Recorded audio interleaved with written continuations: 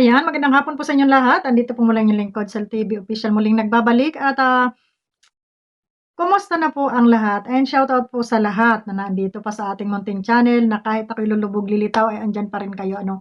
So, mga guys, dito muna tayo ano. Nagtataka lang ako nasaan na si Rina, 'no? Nasaan na si Rina, harrowing name.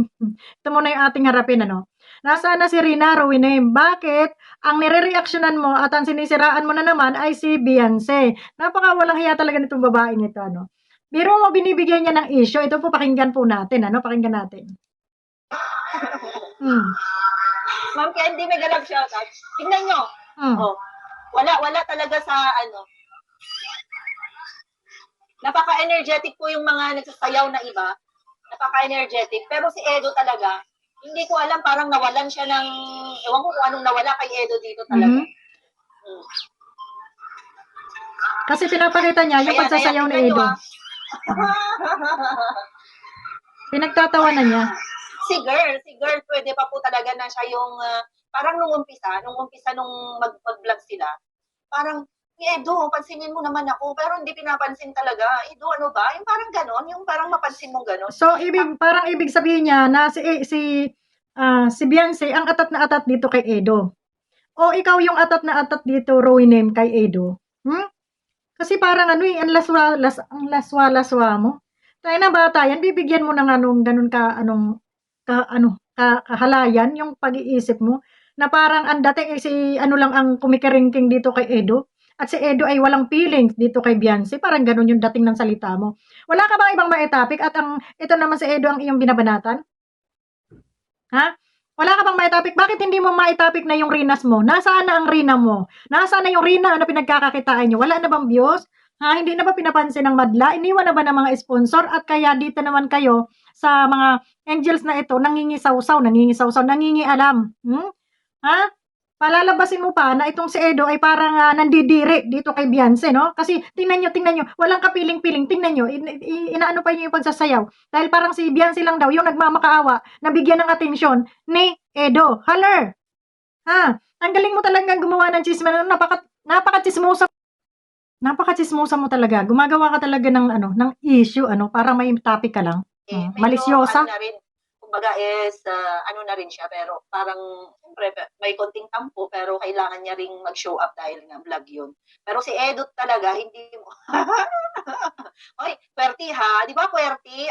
Hindi ka sa love team, Querty. Nandito si Querty, oh. Ang galing talaga gumawa ng issue nitong babae na 'to 'no. Yung bang ang galing nila magtu-twist ng siguro kung ito nandun sa kanila ang dami nitong kaaway sa kapitbahay kasi tsismosa siya yung magaling siyang gagawa ng kwento makakabuhay ng patay, 'di ba? So ngayon ang tanong ko Ruinim, nasaan na si Rina? Ha? Nasaan na si Rina? Bakit hanggang ngayon yung pagmumukha mo hindi mo pa rin mailanta dito sa social media, takot ka? Ha?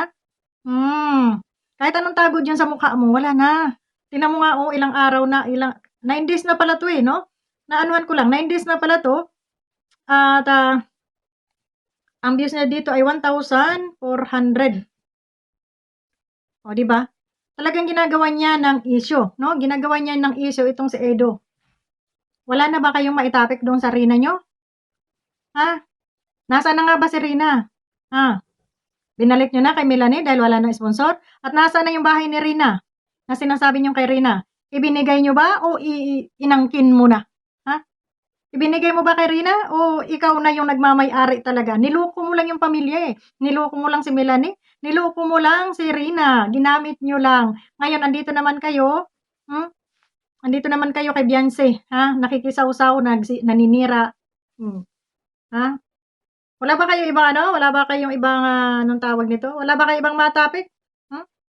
Pag hindi kayo makisawsaw dito sa mga nananahimik dito, ginagawan mo ng mali siya, ginagawan mo ng kwento. Malantod ka talaga, no? Utak mo ito, kung anong pagkapangit ng pagmumukha, sa rin pangit ang ugali. Diba? Huwag kang ganon, sinisiraan mo eh, no? Pinapalabas mo na si Edo walang ang tawag nito? Si Edo ay walang feelings kay Beyonce. Diba? Huwag kang ganyan. Huh? Kakahiya ka, tandang-tanda mo na eh. Di ba? Malandi ka pa. Ang lalim-lalim ng iniisip ni Edo. Oo, wala talaga. Kahit panoorin niyo po para makadagdag. from umpisa, makita mo na talaga na, ano ba, yung parang gano'n yung sinasabi ng Smusa, di ex ba? ni Beyonce na, Edo, halika na, ano na, masaya to kasi sayaw-sayaw, di ba? So, yung girl talaga makita mo sobrang excited. At talagang, syempre yung emosyon nandun, yung kapit nandun. Ito naman si Edo, parang bitawan na kaya kita. Kalan din itong babae na 'to. Mm. Nakakairita, ang galing nilang gumawa ng issue, 'di ba? So diyan mo makikita yung mga tao na talagang, tsismis lang talaga yung kanilang pinagkakakitaan, 'no? Tsismis lang. Gagawan mo ng issue para ano, 'no? Inggit ka kay Beyonce, pangit ka kasi. Oh, kasi si Beyonce ang ganda-ganda. Kasi ang ganda ng lola niyo. Pero ikaw, kaya mo ginagawan ng issue itong si Beyonce kasi nga, laparak yang mukha mo. Ang pangit-pangit mo. Kaya inggit na inggit ka sa kagandahan ni Beyonce. Kaya ngayon ginagawan mo siya ng kwento. Ginagawan mo ng issue na kesyo yung kanyang partner ay walang feeling sa kanya. 'Di ba? Pero ikaw, kilig na kilig. Kilig na kilig yung giti mo dyan. Gurang ka na. Hmm. Matanda ka na, Ruinem. Diyos ko, wag ka nga gumawa ng ano. Ngayon lang talaga ako nakakita ng babae na ganito, no? Grabeng gumawa ng issue. Ano, patay na ba ang channel? Wala na ba buhay? Hindi niyo na ba napapakinabangan yung Rina niyo? Asan na yung Rina niyo? Binalik niyo kay Milane. Asan yung bahay ni Milane, ni Rina? Naibigay niyo ba? 'Di ba? Wala. Tapos banat kayo ng banat dito sa amin. Ay mga buwakang kayo ng ina niyo. O isa pa tong Rina's community na to. Parang may katok din. Ang laki ng katok. Banat ng banat dito sa mga kagrupo ko. Hmm? Hindi naman siya pinapansin. Banat ng banat. Anong klase kayo? Ano kayo, nakakahiya lang kayo, no? Parang yung kahit hindi kayo pinapansin, bira kayo ng bira dito sa grupo namin na hindi naman kayo mga taga rito, no? Banat kayo ng banat kahit di kayo pinapansin. O ngayon papansinin ko kayo kasi ayaw ko makipagbangayan, no? Doon sa kayo ang mga kalaban, kayo ang tututukan ko. O, di ba? Pero, ilabas nyo naman yung mga pagmumukha nyo bago kayo banat kayo ng banat, pintas kayo ng pintas, gawa kayo ng gawa ng kwento. Ni yung mga pagmumukha nyo, mga saksakan ng tsaka, hindi nyo mailabas. Ba't hindi nyo mailabas yung mga mukha nyo? Talaga bang, nakakasira ng araw yung mga mukha nyo? Dahil ang papangit nyo? 'Di ba itong Rinas community na 'to, wagas 'to kumakapanglait, oh. Kanina naririnig ko, binabanatan niya ng binabanatan si Hasa, kesyo daw wala raw pinag-aralan. Excuse me, wala bang mga pinag-aralan yang mga yan o ikaw yung walang pinag-aralan? 'Pag sinagot ba kayo sa inyong mga patutsada, mga banat, wala na bang pinag-aralan yung tao? Ibig sabihin, kayo lang yung may pinag-aralan na yung mga gumagawa ng kuwentong walang kwenta? 'Di ba nahiya sa sarili niyo? Ikaw Rinas community, grabe kung makapanglait ka ng kapwa mo, akala mo naman kaganda-gandahan mo, Diyos ko. 'Di ba? Akala mo naman sa kaganda-gandahan mo banat ka ng banat. Manalamin ka muna at, tingnan-tingnan mo muna yung sarili mo, bago ka mamintas. Ikaw naman, ang tawag nito, Ruwinangit. Ruwinangit, hoy, ikaw naman Ruwinangit, wala ka ng content ano, kaya pati si Dr. Love, ay ikino-content mo. 'Di ba? Pati si Beyonce ginagawan mo ng issue. Kapal din talaga ng pagmumukha mo ano, hindi ka tabla ng hiya ano. Pagkatapos mong tarantaduhin si Rina, pinagkapirahan, asan na ngayon yung bahay na kay Rina ba? 'Di ba inangkin mo na? Asan na ngayon si Rina? 'Di ba ibinalik mo dun sa ina dahil ano, wala na bang silbi? Wala na bang sponsor? Iniwan na ba? Hindi niyo na ba mapagkapirahan? 'Di ba? Diyos ko, tapos ngayon itong si Beyonce ang babanatan ninyo? Kapal talaga ng mga pagmumukha nitong mga ito. 'Di ba? Mahiya kayo, oy. Banat kayo ng banat. Magsaya kayo kasi pinapansin ko kayo ngayon.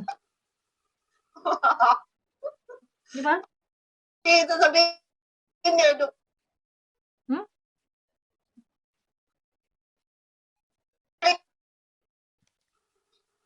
'Di ba? Napansin niyo ba yon? Sa mga hindi pa nakapanood, panoorin niyo talaga. lumabas po talaga yung totoong Edo. Totoong Edo, lumabas po talaga doon sa vlog na yon. Oo, wala sa mood, wala sa aura. Yun talaga yung totoong Edo. Ayan, tamsak na. Ito yung babae na mapaggawa ng issue. No? Mapaggawa ng kwento. Mahiya-hiya ka sa balat mo. Huwag kang mag-content dyan. Huwag kang manira dyan. Dahil, nakakahiya ka. Doon ka lang sa Rina nyo. Saksak nyo sa baga nyo. Di ba?